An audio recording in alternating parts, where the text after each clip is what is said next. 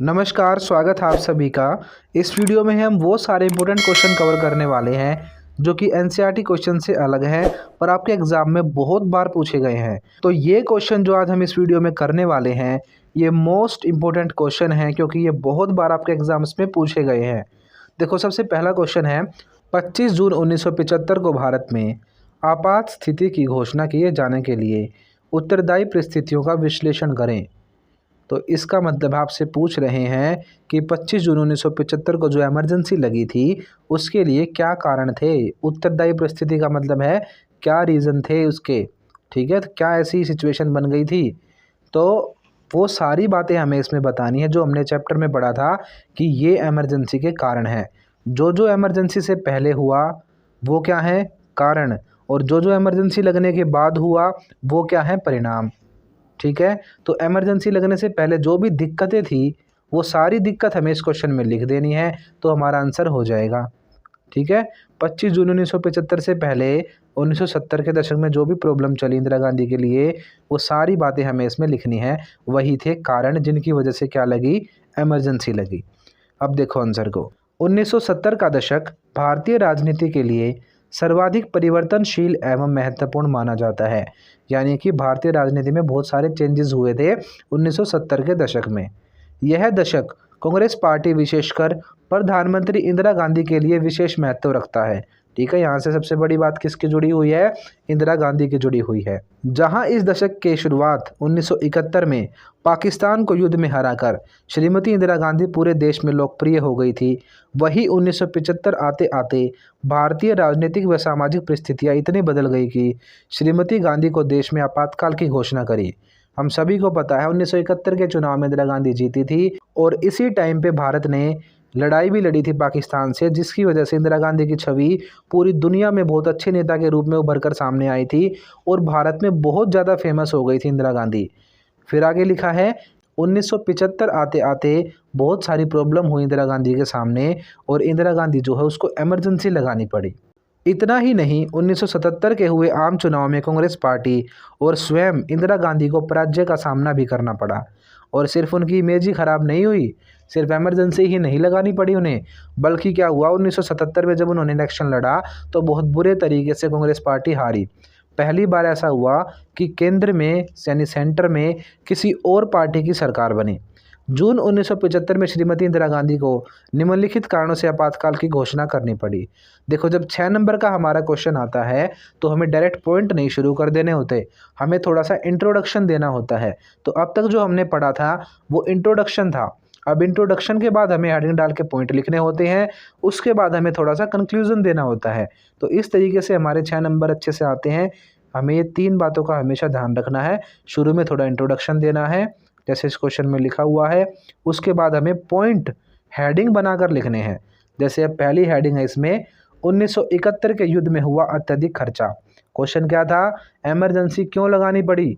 तो 1971 के युद्ध में भारत ने बहुत पैसा खर्च किया था।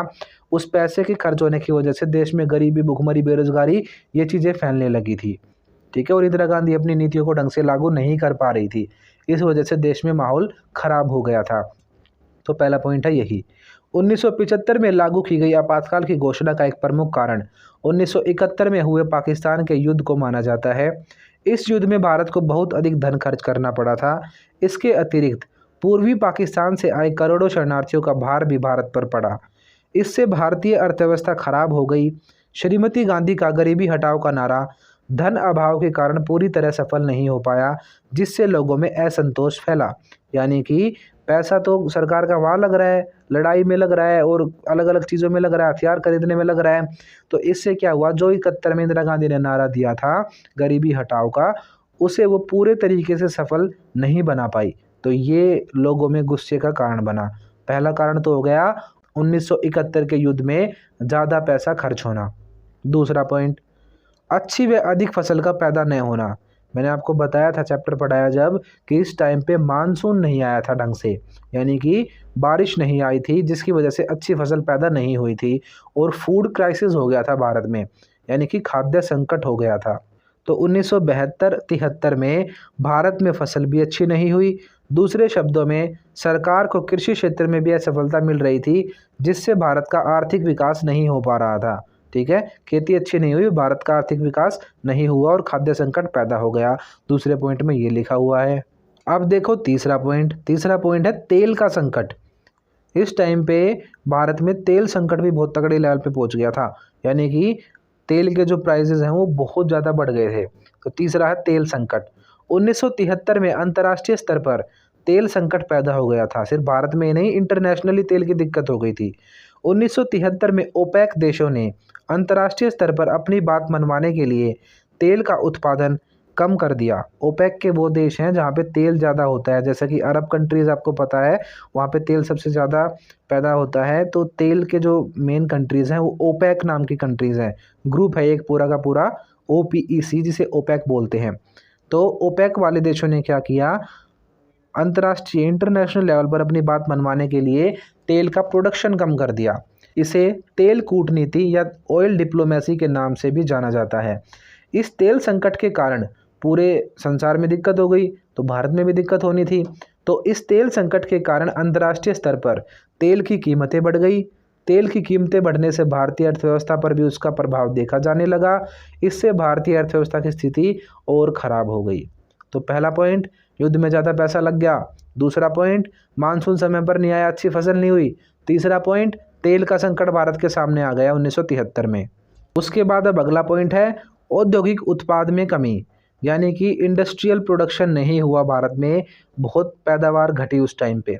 भारत में प्रशिक्षित एवं कुशल वैज्ञानिकों, इंजीनियरों तथा कर्मचारियों के होने के बावजूद भी भारत के औद्योगिक उत्पादन में निरंतर कमी हो रही थी, जिससे कर्मचारियों में असंतोष बढ़ रहा था। यानी कि यहाँ पे अच्छे वैज्ञानिक भी थे, अच्छे पढ़े लिखे लोग भी थे, इंजीनियर भी थे, सारी चीज़ें थी, पर फिर भी देश में जो है प्रोडक्शन हो ही नहीं पा रहा था चीज़ों का, इंडस्ट्री जो है वो डेवलप नहीं हो पा रही थी। अब है तीसरा, रेलवे की हड़ताल। अब हमें तीनों हड़ताल ही लिख देनी है सीधी, कि गुजरात का आंदोलन, बिहार का आंदोलन और रेलवे का आंदोलन, ये तीनों हड़तालें ही क्या बनी है, इमरजेंसी के लिए कारण बनी है। हमने पढ़ा था ना चैप्टर में भी कि जो हड़तालें थी उनकी वजह से इंदिरा गांधी बहुत परेशान हो गई थी और उन्होंने सभी नेताओं को गिरफ्तार कर लिया था और इमरजेंसी लगा दी थी। तो यही तो क्वेश्चन में पूछा कि क्या क्या कारण थे। तो अब इसमें फिफ्थ पॉइंट हम बना देंगे रेलवे की हड़ताल। आप रेलवे वाली जो हड़ताल है इसको फिफ्थ पॉइंट मत बनाना, इसको आप सेवन्थ पॉइंट बनाना, और जो सेवन्थ पॉइंट है उसको फिफ्थ बनाना, क्योंकि ये लाइन से है। पहले हुए थे ये गुजरात और बिहार आंदोलन, उसके बाद में हुई थी रेलवे की हड़ताल। अब देख लो बिहार आंदोलन वाला पॉइंट। जयप्रकाश नारायण के नेतृत्व में बिहार में चलाया गया बिहार आंदोलन भी 1975 में आपातकाल की घोषणा का एक प्रमुख कारण था, क्योंकि इस आंदोलन के कारण जयप्रकाश नारायण ने लोगों को श्रीमती इंदिरा गांधी के विरुद्ध एकजुट कर दिया था। बिहार आंदोलन ने केंद्र में कांग्रेस को चुनौती पेश की तथा श्रीमती इंदिरा गांधी ने इस आंदोलन के दबाव में आपातकाल की घोषणा कर दी। तो बिहार वाला जो आंदोलन है जयप्रकाश नारायण ने उसको सपोर्ट किया और बहुत बड़े लेवल पे आंदोलन फैला, जो कि इंदिरा गांधी के लिए एक चुनौती बन गया। तो बिहार आंदोलन एक कारण था इमरजेंसी का। उसके बाद आप अगला पॉइंट बनाओगे, बिहार वाले को फिफ्थ पॉइंट बना दोगे। उसके बाद सिक्स्थ पॉइंट आ गया हमारा गुजरात का आंदोलन।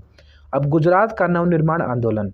अहमदाबाद के LD इंजीनियरिंग महाविद्यालय के छात्रावास में खाने में 20% की वृद्धि पर विवाद के कारण अहमदाबाद में असंतोष फैल गया। मैंने आपको बताया था इंजीनियरिंग के स्टूडेंट थे वो, ठीक है, LD कॉलेज था कोई इंजीनियरिंग का, वहाँ पे हॉस्टल से दिक्कत शुरू हुई थी, क्योंकि देश में जो है पैसे की दिक्कत हो रही थी, जो महंगाई है वो बहुत ज़्यादा बढ़ रही थी। तो वहाँ पे छात्रों ने आंदोलन कर दिया, जिससे कि गुजरात में कांग्रेस की सरकार भी गिर गई थी।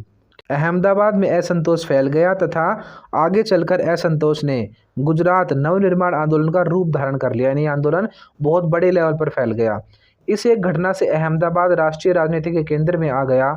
यह आंदोलन इतना व्यापक था, यानी इतना बड़ा था कि गुजरात के मुख्यमंत्री चिमन भाई पटेल को त्यागपत्र देना पड़ा, यानी कि उन्हें अपना रेजिग्नेशन देना पड़ा। जो कांग्रेस के वहाँ पे मुख्यमंत्री बने हुए थे चिमन भाई पटेल, उन्होंने क्या किया, रिजाइन कर दिया अपनी पोस्ट से। इतने बड़े लेवल पे आंदोलन चला। 1975 में श्रीमती गांधी ने जो आपातकाल की घोषणा की थी, उसका एक प्रमुख कारण गुजरात का नवनिर्माण आंदोलन भी था। ठीक है, ये आंदोलन ही तो थे इमरजेंसी लगाने का कारण। तो ये सबसे मेन पॉइंट है, गुजरात का आंदोलन, बिहार का आंदोलन। अब इसके बाद अगला आंदोलन है रेलवे का आंदोलन या रेलवे की हड़ताल। 1975 में की गई आपातकाल की घोषणा का एक कारण रेलवे कर्मचारियों द्वारा की गई हड़ताल भी थी, जिससे यातायात व्यवस्था बिल्कुल खराब हो गई थी। आप यहाँ पे एक नाम और लिख देना, जॉर्ज फर्नांडिस। रेलवे हड़ताल जो थी उसके जो लीडर थे वो कौन थे? जॉर्ज फर्नांडिस थे। तो इस वजह से क्या हुआ, देश में बहुत ही ज़्यादा आंदोलन होने लगे। रेलवे वालों ने भी हड़ताल कर दी, गुजरात में भी हड़ताल हो गई, बिहार में भी हड़ताल हो गई। तो ये पॉइंट बन गया आपके, 7 पॉइंट हो चुके हैं। अब है सबसे मेन पॉइंट, श्रीमती गांधी के निर्वाचन को अवैध घोषित करना। अब देखो, हमें पता है कोर्ट ने फैसला दिया था कि इंदिरा गांधी ने 71 के चुनाव में कुछ दिक्कत करी है, सरकारी चीज़ों का यूज़ करा है, जिसकी वजह से जो वो सांसद बनी हुई हैं, वो मंत्री जो बनी हुई हैं, वो चीज़ें अवैध है, यानी इलीगल है।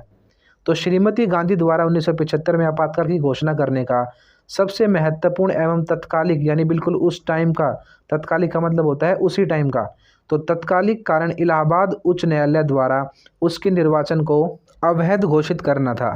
तो ये हमारा आखिरी पॉइंट था। इसमें ये बताना है हमें कि इलाहाबाद कोर्ट ने फैसला दिया कि इंदिरा गांधी का निर्वाचन अवैध है, जिस वजह से इंदिरा गांधी ने क्या किया, फिर इमरजेंसी लगा दी थी। ठीक है, तो ये 8th पॉइंट था और हमारा आखिरी पॉइंट था। तो यही कारण थे सारे जिनकी वजह से इंदिरा गांधी ने क्या लगाई, इमरजेंसी लगाई। ठीक है, तो ये सारी चीज़ें कब हुई हैं? 25 जून 1975 से पहले हुई हैं, क्योंकि 25 जून को इमरजेंसी लगी है। तो जो भी 25 जून से पहले हुआ है वो सारी क्या हैं, इमरजेंसी के कारण हैं, और जो 25 जून के बाद होगा वो सारे इमरजेंसी के परिणाम होंगे। समझ गए आप? अब देख लो अगला क्वेश्चन। अगला क्वेश्चन वही है जो मैं आपको भी बता रहा था, इमरजेंसी के परिणाम। अब देख लो, हम सभी को पता है इमरजेंसी लगने के बाद कांग्रेस की सरकार नहीं बनी थी, जनता पार्टी की सरकार बनी। पहली बार केंद्र में किसकी सरकार बनी? जनता पार्टी की। तो आपसे या तो पूछे इमरजेंसी के परिणाम बताओ, या आपसे पूछें 1977 में कांग्रेस पार्टी नहीं बनी, जनता पार्टी बनी, इस बात के रीज़न बताओ। तो लगभग आपको सारे पॉइंट वही लिखने हैं। ठीक है, 1-2 पॉइंट इधर उधर करना है, बाकी बातें सारी वही रहेंगी। जो भी इमरजेंसी में गलत चीज़ हुई वो सारी ही क्या थी, इसकी जीत का कारण थी, जिसकी वजह से कांग्रेस पर से तो भरोसा उठ गया लोगों का, और लोगों ने सोचा नई पार्टी को वोट दी जाए अब की बार। तो यही ये क्वेश्चन है। देखो, परिणाम वाला भी यही क्वेश्चन है, और ये जो अभी लिखा हुआ ये क्वेश्चन भी यही है। 1977 के चुनाव के बाद पहली बार केंद्र में विपक्षी दलों की सरकार बनी। इस बदलाव के किन्हीं 6 कारणों का परीक्षण कीजिए। दूसरे तरीके से देखो कैसे पूछ रखा है, 1977 के आम चुनाव में कांग्रेस पार्टी की पराजय के लिए उत्तरदायी किन्हीं 6 कारणों के बारे में बताओ। तो ये पूछ रखा है क्यों हारी भाई वो। अगला देख लो कैसे पूछ रखा है, ऐसे किन्हीं 3 घटनाओं का आकलन करें जो 1977 के चुनाव में कांग्रेस पार्टी की हार के लिए उत्तरदायी थी। वही बातें पूछ रखी है कि बताओ भाई क्यों हारी कांग्रेस। तो क्यों हारी कांग्रेस पूछें, क्यों जीती जनता पार्टी ये पूछें, तो आपको आंसर यही लिखना है। या आपसे पूछें आपातकाल के परिणाम बताओ, तो भी आपको यही लिखना है। अब आंसर पढ़ो इसका। 1977 के छठे आम चुनाव कई कारणों से भारतीय राजनीति में ऐतिहासिक महत्व रखते हैं, यानी ये चुनाव बहुत इंपॉर्टेंट है।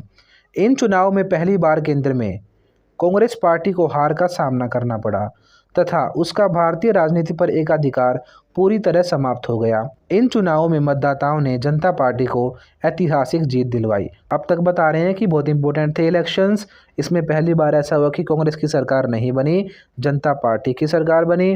ठीक है, और भारतीय राजनीति पर जो कांग्रेस का प्रभुत्व था वो खत्म हो गया। अब देखो क्या क्या कारण थे कांग्रेस पार्टी के हार के। पहला पॉइंट, आपातकाल की घोषणा। 1977 के चुनाव में कांग्रेस पार्टी की हार का सबसे बड़ा और तत्कालिक कारण श्रीमती इंदिरा गांधी द्वारा की गई आपातकाल की घोषणा थी। हम सभी को पता है इमरजेंसी लगने की वजह से ही कांग्रेस की छवि खराब हुई थी। इस घोषणा के विरोध में सभी राजनीतिक दल एकजुट हो गए तथा जनता पार्टी का निर्माण किया, और 1977 के चुनाव में इस पार्टी को आपातकाल के कारण जीत प्राप्त हुई, यानी कि ये पार्टी जीती इमरजेंसी की वजह से। अब देख लो दूसरा पॉइंट, आपातकाल के दौरान अत्याचार। श्रीमती इंदिरा गांधी ने केवल आपातकाल को ही लागू किया बल्कि लोगों पर कई प्रकार के अत्याचार भी किए। लोगों की स्वतंत्रताओं को निलंबित किया गया, यानी उनकी आज़ादी छीनी गई उनसे। कोई भी व्यक्ति या दल सत्ताधारी पार्टी यानी कांग्रेस के खिलाफ आपातकाल के विरुद्ध नहीं बोल सकता था। फंडामेंटल राइट्स छीन लिए थे हमसे। ठीक है, कोई आंदोलन नहीं कर सकता, कोई धरना नहीं कर सकता, कोई हड़ताल नहीं कर सकता। ये सारे रूल किसने लगाए? इमरजेंसी के टाइम पे इंदिरा गांधी ने लगाए। इस कारण लोगों में कांग्रेस पार्टी के विरुद्ध असंतोष पैदा हुआ तथा उन्होंने कांग्रेस पार्टी को हराकर जनता पार्टी को जितवाया। यानी जो दिक्कत गलत चीज़ उस टाइम पे हुई उसकी वजह से लोगों ने जनता पार्टी को वोट दी। अब देखो तीसरा पॉइंट, संजय गांधी की भूमिका। इंदिरा गांधी के बेटे थे संजय गांधी। अब संजय गांधी ना तो कोई नेता थे ना कोई कुछ और थे, बस इंदिरा गांधी की हवा में थे, वो उनके बेटे थे। इसीलिए उन्होंने क्या किया, बहुत सारी चीज़ों में इंटरफेयर किया उन्होंने। तो आपातकाल के समय उत्तर संवैधानिक तत्व के रूप में संजय गांधी का उभरना था। यानी आपातकाल के टाइम पे संविधान के खिलाफ जो चीज़ हुई वो क्या थी, संजय गांधी का रोल। संजय गांधी सभी प्रकार की शक्तियों का प्रयोग कर रहे थे, परंतु वे किसी के प्रति उत्तरदायी नहीं थे, यानी कोई पूछने वाला नहीं था उन्हें। आपातकाल के समय संजय गांधी द्वारा निभाई गई भूमिका के प्रति भी लोगों में असंतोष था। यानी लोग इस बात को बिल्कुल पसंद नहीं कर रहे थे कि संजय गांधी ने जो पार्टी में या देश की गवर्नमेंट में इंटरफेयर किया है। तो संजय गांधी की नीतियों से लोग बहुत नाराज़ थे। तो ये भी एक कारण था जिसकी वजह से 77 में कांग्रेस हारी और कौन सी सरकार बनी, जनता पार्टी की सरकार बनी। तो अगर आप पहला पॉइंट हटा दोगे सिर्फ, तो ये सारे पॉइंट जो है, दूसरा पॉइंट भी, तीसरा पॉइंट भी और आगे जितने भी पॉइंट आएंगे वो सारे के सारे, आप अगर आपसे पूछते हैं कि इमरजेंसी के परिणाम बताओ तो आपको यही सारे पॉइंट लिखने हैं। बस पहले को हटा देना, बाकी सारे पॉइंट्स को लिख देना। पहले पॉइंट को भी आप लिख सकते हो, इसको बस पॉइंट मत बनाना, इसको आप इंट्रोडक्शन की तरह लिख देना। तो आप ये पॉइंट बिल्कुल अच्छे से रट लो, आपसे पक्का यहाँ से क्वेश्चन पूछने वाले हैं। तो इनको बिल्कुल अच्छे से लिखो, हेडिंग को याद करो और सारे क्वेश्चंस को समझते चलो। अगला पॉइंट है मीसा कानून। आप इसकी हेडिंग ये भी बना सकते हो, मीसा कानून का दुरुपयोग। ठीक है, यानी गलत तरीके से यूज़ किया मीसा को। आपातकाल के दौरान श्रीमती इंदिरा गांधी ने मीसा कानून लागू किया, जिसके अंतर्गत किसी भी व्यक्ति को बिना कारण बताए तथा बिना मुकदमा चलाए जेल में डाला जा सकता था। इस कानून के कारण किसी भी व्यक्ति का जीवन, स्वतंत्रता तथा संपत्ति सुरक्षित नहीं थी। यानी कि मीसा कानून लागू कर दिया और लोगों से उनके अधिकार छीन लिए। तो ये कानून सबसे बुरा कानून माना गया है इमरजेंसी के टाइम पे। अब है फिफ्थ पॉइंट, संवैधानिक संशोधन। 42वां संविधान संशोधन किया इंदिरा गांधी ने, जिसमें कि बहुत सारी चीज़ों को चेंज कर दिया भारत के संविधान में। तो इससे भी लोग बहुत नाराज़ हुए थे। कोई भी आदमी जो है वो अपने संविधान में इतने सारे फेरबदल नहीं चाहता था। लोगों को लग रहा था कि इंदिरा गांधी अब तानाशाह की तरह रूल करने लगी हैं, अपनी मर्जी से ही कानून बना रही हैं, अपनी मर्जी से ही सब कुछ कर रही हैं, ना तो न्यायपालिका को देख रही हैं ना संविधान को देख रही हैं। तो जो 42वां संविधान संशोधन हुआ उससे लोग नाराज़ थे। आपातकाल के समय जब सभी महत्वपूर्ण विरोधी नेता जेलों में बंद थे, तब सरकार ने संविधान में 39वां एवं 42वां संशोधन करके न्यायपालिका की शक्तियों को घटाकर कार्यपालिका की शक्तियों को बढ़ा दिया। इस प्रकार के संशोधन संविधान की मूल भावना के विरुद्ध थे। यानी कि इंदिरा गांधी ने क्या किया, न्यायपालिका की पावर्स को कम कर दिया और कार्यपालिका यानी कि सरकार जो होती है, जहाँ पे प्रधानमंत्री और उसके मंत्री होते हैं, उसे बोलते हैं कार्यपालिका। तो कार्यपालिका की शक्तियों को बढ़ा दिया। तो इससे लोग बहुत नाराज हुए। अब अगला पॉइंट है हमारा, संजय गांधी को महत्वपूर्ण नेता के रूप में प्रस्तुत करना। आपातकाल के दौरान श्रीमती गांधी ने अपने बेटे संजय गांधी को महत्वपूर्ण नेता के रूप में प्रस्तुत किया तथा कांग्रेसी नेताओं को अधिक महत्व नहीं दिया। तो इससे कांग्रेस के नेता भी चिढ़े थे, जो आगे चलकर जनता पार्टी में मिल जाएंगे सारे। ठीक है, इतने सालों से वो पार्टियों में काम करते आ रहे हैं, पूरी जीवन उन्होंने अपना इसी में लगा दिया, पर फिर भी क्या किया, इंदिरा गांधी ने किसको मेन नेता के रूप में खड़ा किया, संजय गांधी को, जिससे कि कांग्रेस के नेता नाराज हो गए। तो ये भी तो हार का कारण बना, उन सब ने अपना एक अलग ग्रुप बना लिया था। अब है 7वां पॉइंट, युवा कांग्रेस का अनावश्यक महत्व। आपातकाल के समय कांग्रेस के अनुभवी नेताओं की अपेक्षा युवा कांग्रेस को अधिक महत्व दिया गया। आपातकाल के समय युवा कांग्रेस द्वारा निभाई गई भूमिका से न केवल पुराने नेता ही नाराज थे, बल्कि जनसाधारण लोगों में भी इसके प्रति नाराज़गी थी। यानी कि जैसे ये पॉइंट लिखा हुआ था कि संजय गांधी को महत्वपूर्ण नेता के रूप में पेश कर रही थी इंदिरा गांधी, यानी कि इंदिरा गांधी क्या कर रही थी, पुराने नेताओं को उन्होंने इग्नोर किया और अपने नए नए जो नेता थे, नए सपोर्टर्स थे, केवल उन पर ज़्यादा फोकस किया इस टाइम पे, उनको ज़्यादा पावर दी। तो इससे क्या हुआ, पुराने नेता जो है वो नाराज हुए और केवल नेता ही नहीं और जो जनता थी वो भी नाराज हुई। तो ये था ये कि युवा कांग्रेस का अनावश्यक महत्व, यानी कि जो नए वाली कांग्रेस थी, इंदिरा गांधी वाली जो कांग्रेस थी, उसमें जो नए नए लीडर थे उनको ज़्यादा महत्व दिया इंदिरा गांधी ने। अब है 8वां पॉइंट, जगजीवन राम का त्यागपत्र। आपातकाल के समय जगजीवन राम जैसे श्रीमती इंदिरा गांधी के वफादार नेता भी उनके साथ नहीं रहे तथा कांग्रेस एवं सरकार से त्यागपत्र दे दिया। ठीक है, मैंने अभी आपको बताया कि जो नेता कभी इंदिरा गांधी के साथ थे, बिल्कुल उनके साथ खड़े रहे हमेशा, उन नेताओं ने भी इंदिरा गांधी को सपोर्ट नहीं किया क्योंकि वो भी नाराज़ थे इंदिरा गांधी से। क्योंकि संजय गांधी की भूमिका बढ़ती जा रही थी और भी नए नए नेता को पूछ रही थी इंदिरा गांधी, पुराने नेताओं को इग्नोर किया जा रहा था। इससे लोगों को यह अनुभव हुआ कि शासन के ऊपरी स्तर पर सब कुछ ठीक नहीं चल रहा।